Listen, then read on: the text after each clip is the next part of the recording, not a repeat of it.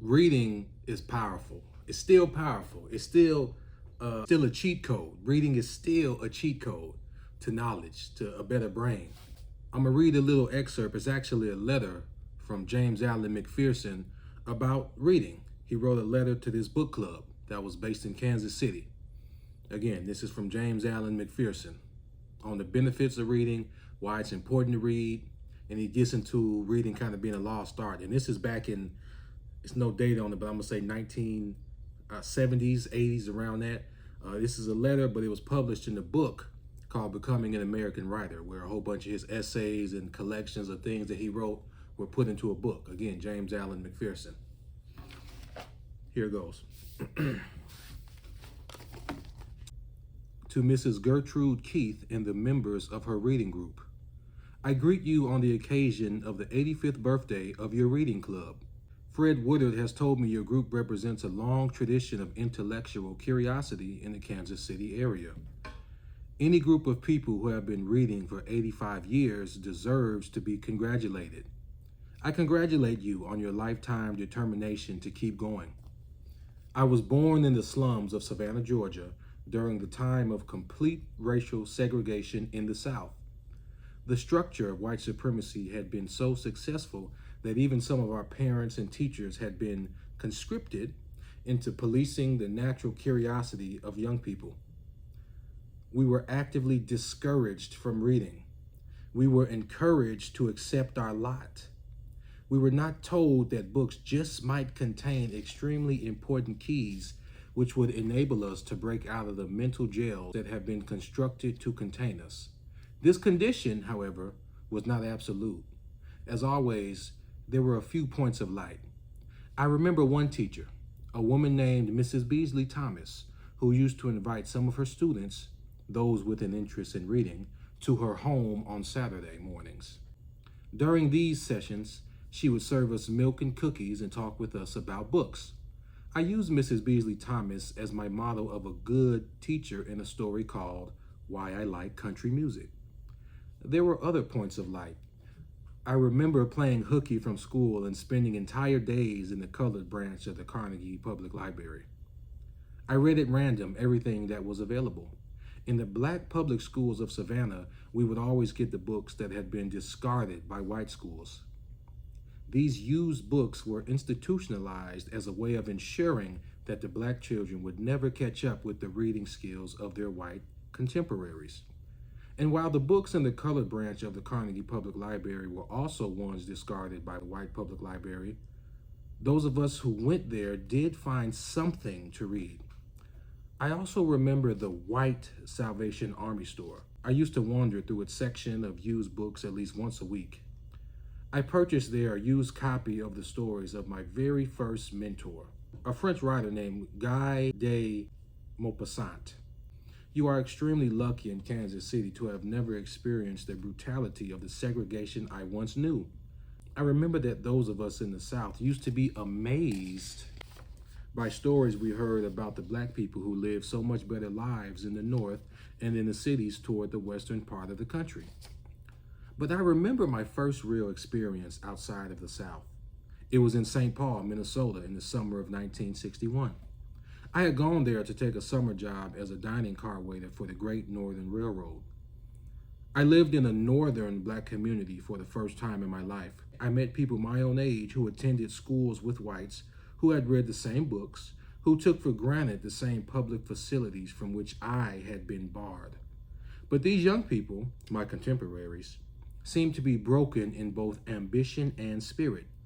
They seemed content to find a steady job, to attend parties, to get married, and to own a house. I used to go to the St. Paul Public Library every day I was not on the road. I never saw another black person there. I believe now that somehow, despite the fact of legal segregation, the system had succeeded in destroying the ambition and natural curiosity of young black people in St. Paul, even while it provided the illusion of complete equality.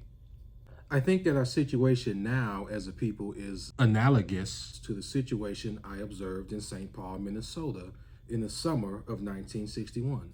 We have all the legal rights, but we seem to have lost our will to use them. Our children watch television instead. They know all the answers to the game show questions, but none of the facts of their own history. Many have become dehumanized by one-dimensional images. Many have lost the capacity to imagine a life better than the extremely materialistic one presented to them by television. Perhaps we have forgotten just why slaveholders once passed laws against the literacy of black people, and why it was that very careful steps were once taken in the South to restrict the access of black children to meaningful books.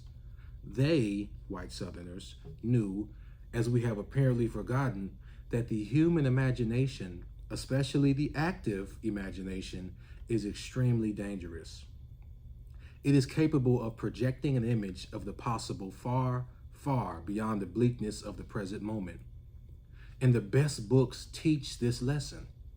Our slave ancestors knew this. Restricted as they were to one book, the Christian Bible, they were able to absorb that one book, image by image, and to find in it answers to their own hopeless seeming situation. They were able to project their imagination beyond their present circumstances. For example, to the anguished question of the prophet Isaiah, is there no balm in Gilead? Our slave ancestors were able to answer, yes, there is a balm in Gilead. Using the resources of only one book, they were able to imagine solutions to a deeply desperate situation, as well as to their own. Imagine what these people might have done if they had had access to the millions of books we all have access to now. I think something tragic has happened that caused us to break our covenant with the imaginations of our slave ancestors. Not only do we not read, we have allowed others to imagine images for us. We live in terms of images that are reductive and negative. Perhaps this is a fault of our writers. Perhaps it is the writers who have stopped believing in the magical and transformative powers of the human imagination. And so those of us who rely on books as models of what is possible no longer find them there. Perhaps the readers among us, and the writers too, need to fall back on the old books. Thinking about Mrs. Beasley Thomas while writing this, I remember one item from all those worn and aged books that were available to the black children in my segregated Georgia school. This item was a poem, and as I think back on it now, I realize, given our bleak situation, just how subversive it was. I can recall only part of it. With a book upon our knees, we may travel at our ease. Visit cold Siberia, hot Nigeria, old Assyria, see? Even navigate Cape Horn, any pleasant summer morn. We may climb McKinley's top, into Etna's cradle drop. Visit Pennsylvania and Romania, far Transylvania. At Thanksgiving, pick a rose, spend July in winter clothes. This poem illustrates the freedom of the human imagination. It also illustrates its power. Someone once said that on the seventh day, instead of resting, God looked over all he had created on the previous 6 days and found himself dissatisfied. So he created imagination and gave it dominion over everything else he had created. Those blessed with these gifts are allowed to stand securely in their own context and make bold and audacious leaps to establish a sense of community within another person's spirit. They are allowed to see the world through another person's eyes, to relate to another person's needs from inside those needs. The reading of good books might be called training for this kind of human sympathy. This is the power behind our slave ancestors to affirm for the prophet Isaiah what he could not affirm for himself. There is a balm in Gilead. They insisted to him, even though they themselves were in much worse circumstances, and this was the power of Mrs. Beasley Thomas, my old teacher, who had the imagination to project from some of her students from within a bleak and deeply oppressive situation, a much more hopeful beachhead in the future, one that she or us could see, but one that she knew she would never share with us. Like the first generation of slaves, Mrs. Beasley Thomas was one of my saints. I think it is important for reading clubs like your own to continue to keep alive this tradition of imagining. I think it is becoming essential again that the Mrs. Beasley Thomases within our communities begin to reach out to the less fortunate among us and reaffirm the sense of possibility contained in the poem I have quoted above. Simply put, I think we have lost a fundamental belief in the power of our own human spirits and imaginations to project adequate images of what is possible for us. We have lost hope and have therefore lost control over our futures. Our slave ancestors never made this deadly mistake. We need to relearn the first fundamental lesson they learned. And that's the letter from James Alan McPherson. That was written in probably, like I said, the 70s or the 80s, but it applies to today even more severely. I think that, me included, we need to get back to reading more.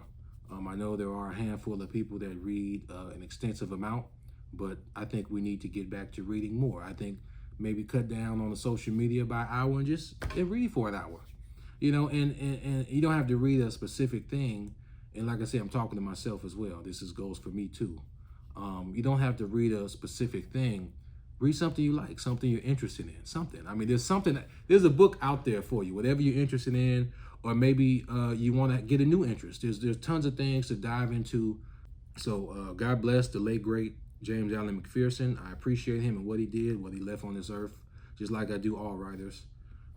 So comment below what you think, what you're currently reading, if you're reading something. I appreciate it. God bless.